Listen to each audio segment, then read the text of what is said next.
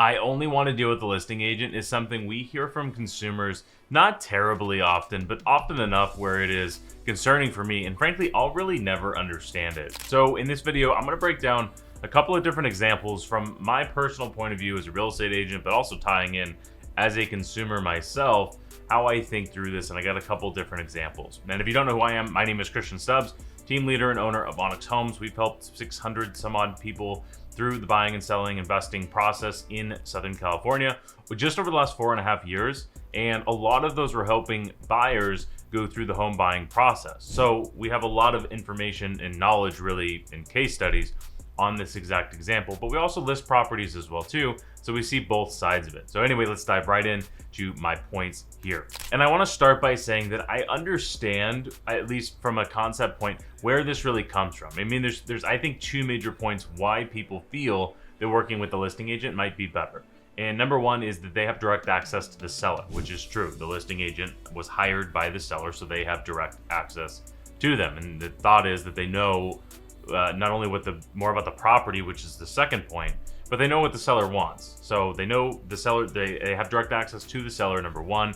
And number two is they know more about the property than a buyer's agent would, which also makes sense because most of the time when I'm a buyer's agent touring a property with the consumer, I've probably never been in the property before. And if I have, it was maybe once doing a preview, and I have some information, but the listing agent should have more information, I would hope, on any listing. So I think those are the two major reasons. But let me take a step out of real estate to kind of drive home a couple of different points with working with the listing agent. So the first example I'll use is something that everybody, for the most part, has done is, let's say, a car dealership experience. So I'll give two different examples here. Example number one is you walk into a dealership because you need a new car. You either want an upgrade or whatever, but you walk into a car dealership, you take a look around, you pick one out, test drive a few, and then you want to negotiate your deal.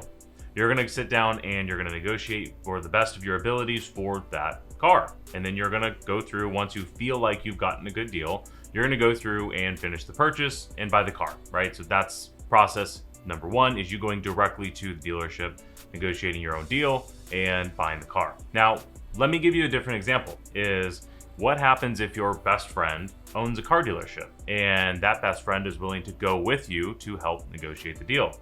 This person owns a dealership, so they understand every aspect of the business. They know how to negotiate a deal. They do it probably tens of times a day, hundreds, if not thousands of times a month. So it's a pretty likelihood that they know what to look out for. They know the concerns. They know where you can push and where you shouldn't push on a negotiation. So you take your buddy to the car dealership, you go through the same process of picking out the same car, and your best friend negotiates this deal for you.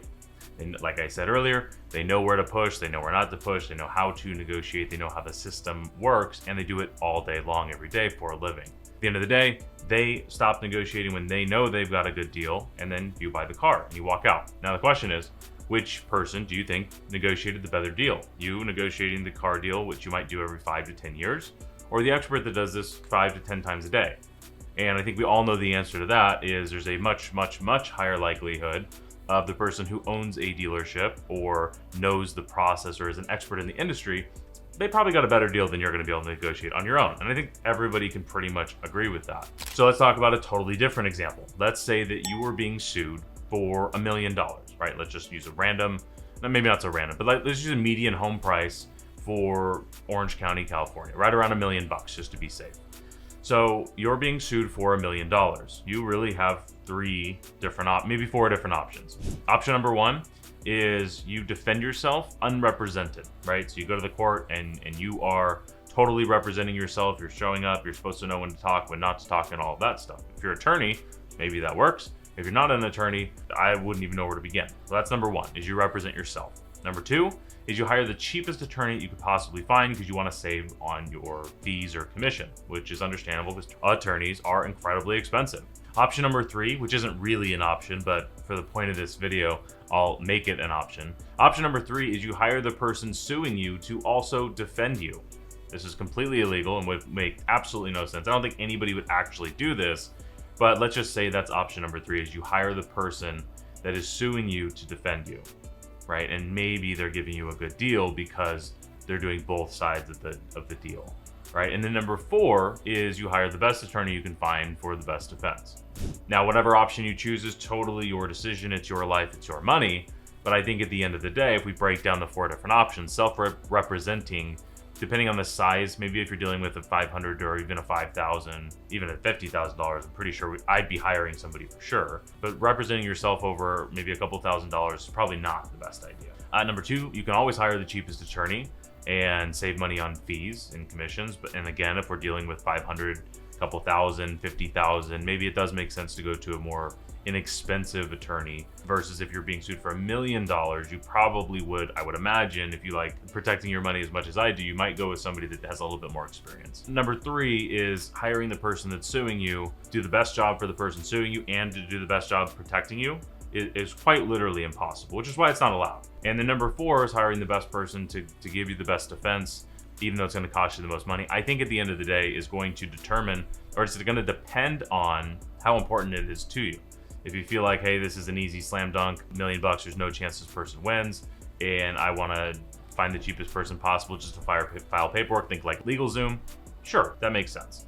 But if you're really in a situation where you could lose $1 million, you could lose a significant amount of money, like I said, $50,000 even, that's when usually you probably pony up to have the best possible defense. So the reason I use this example, these 2 examples, it's very similar to the home buying process. Now, tying this back into real estate, there's 2 major things that I want to talk about. Number 1 is why the listing agent was hired, right? The seller hired the listing agent to do 2 things: to sell the house for as much money as possible and to protect the seller through the entire process. Not anywhere in there is it to give the buyer the best deal possible. Just like in the example of the attorney, and just like in a car dealership, they're there to make money. So their best interest is not to give the car away for no profit, right? But if you bring in an expert that knows what they're doing, or if you bring in the best attorney in either example, you are most likely to get the best deal possible. I think that's reasonable to understand. So if you hire the expert in either example, the best attorney you can find, or if you bring in your buddy who owns a dealership, in both situations, you are likely to get the best deal in that situation.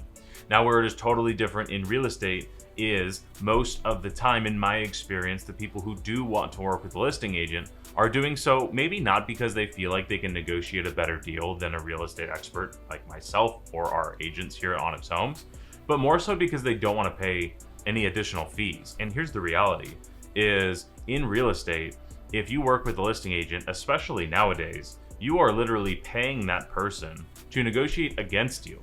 And the reality also is that the seller hired them first. The seller's probably paying them more money, especially if you're looking for a discounted commission.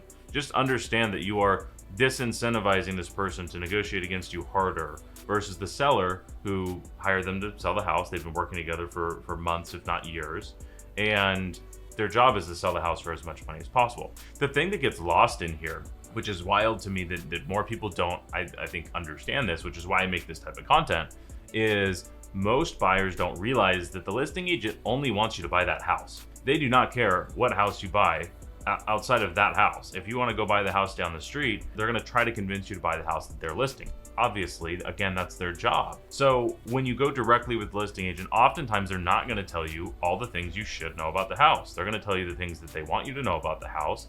And of course, they have to disclose certain things. But their job is not to make sure that the buyer gets the best deal possible. So let me switch gears a little bit, because I think you could probably see in this video how I feel about what's called dual agency, which is where a listing agent represents both buyer and seller. As I mentioned earlier, at Onyx Homes, we've helped over 600 people buy and sell real estate over the last 4.5 years. And we have, on 2 different occasions, done dual agency. Both were a disaster because the seller felt like they didn't get representation. The buyer felt like they didn't get representation in both circumstances, and everybody was unhappy. So our stance on this is we just don't believe it should even be allowed. Just like in the attorney example, it would be insane for somebody to hire the suing attorney, whatever you would call that, the prosecuting attorney or whatever it is, to also defend. That doesn't make any sense at all. It's not allowed for a reason. And in real estate, it is allowed. California, amazingly, is one of the states that actually allows it, knowing how California works.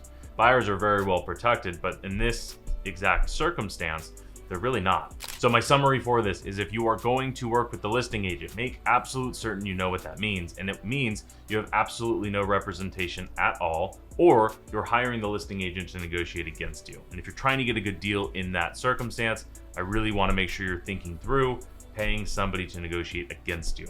And honestly, if you want to find out why over 600 people have trusted our company, Onyx Homes, through their buying and selling process, just go to onyxhomes.com and click the buy button or the sell button, and we'd be happy to help you out. Also, we have over 450 5-star reviews across different platforms, saying that over 2/3 of our customers have left us 5-star reviews from our service. So at the end of the day, we make this content so that you can have as much information as possible, and this one is driving the point home on why we do not believe in dual agency. And I hope you at least have your red flags up, or you're ready to see the red flags if this is the route you're looking to go. And if not, reach out to us. We'd always be happy to help.